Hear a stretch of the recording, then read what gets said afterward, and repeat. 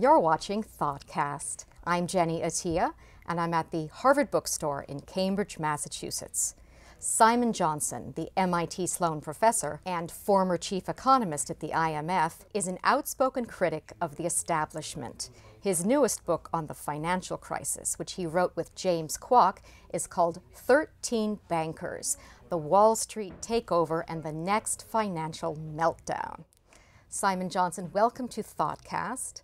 The 13 bankers in question are the villains of your book. Who are they, and what have they done to earn your disapproval? Well, I wouldn't call them villains. I think they are symptomatic of a much deeper problem that we have.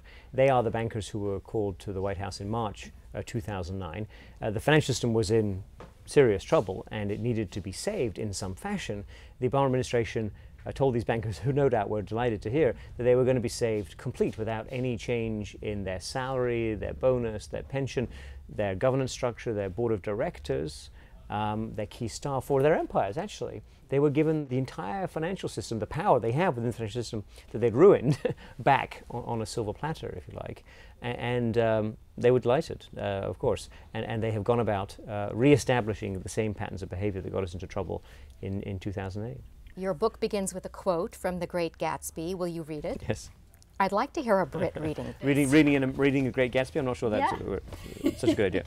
They were careless people, Tom and Daisy. They smashed up things and creatures and then retreated back into their money or their vast carelessness or whatever it was that kept them together and let other people clean up the mess they had made.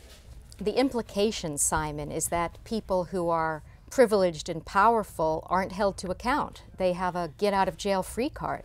Yes, exactly right. Get out of jail free is exactly the right notion, an exemption from the same sorts of constraints that the rest of us face. And I think that, you know, what Scott Fitzgerald was referring to is a perception of themselves and a perception of their own, I don't know, is it their own greatness or certainly their own immunity from feeling bad and regretting what they've done. And of course, in the case of the 13 bankers, they've stayed on the job.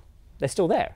They're still going about the same kind of decision-making that really almost brought down the global economy. That's extraordinary and extraordinary in a very bad way. And if you look at the compensation levels the bankers are getting at the moment, they're almost back to their pre-crisis highs. How did that happen?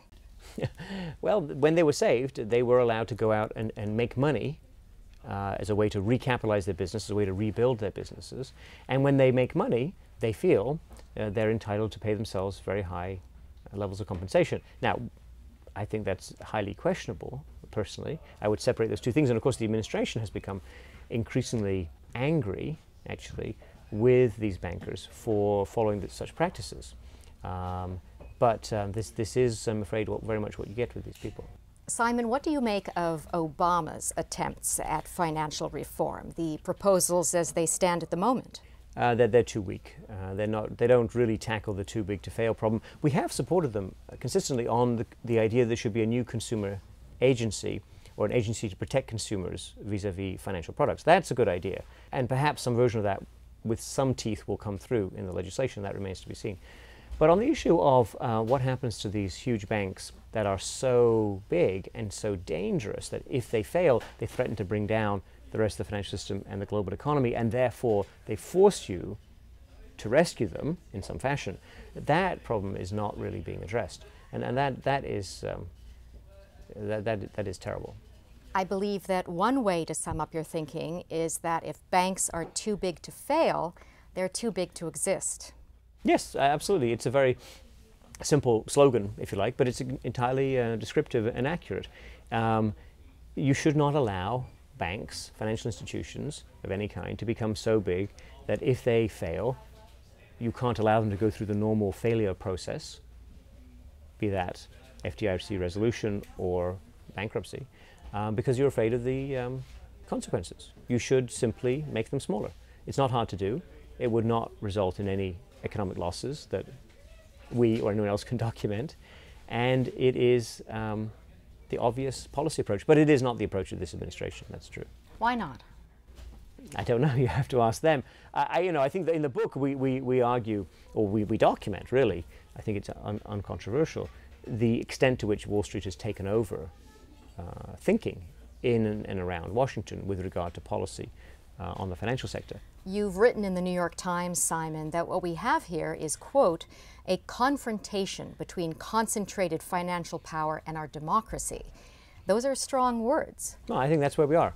I mean, Andrew Jackson, Thomas Jefferson warned about this at the beginning of the Republic. That was part of his debate with Alexander Hamilton. I think Hamilton won in general, and Hamilton was right on a lot of the economic issues, but Jefferson was right, in my view, on this key point that if you allow a financial aristocracy to develop, it will have adverse consequences. And Andrew Jackson faced this in the 1830s in his confrontation with the Second Bank of the United States.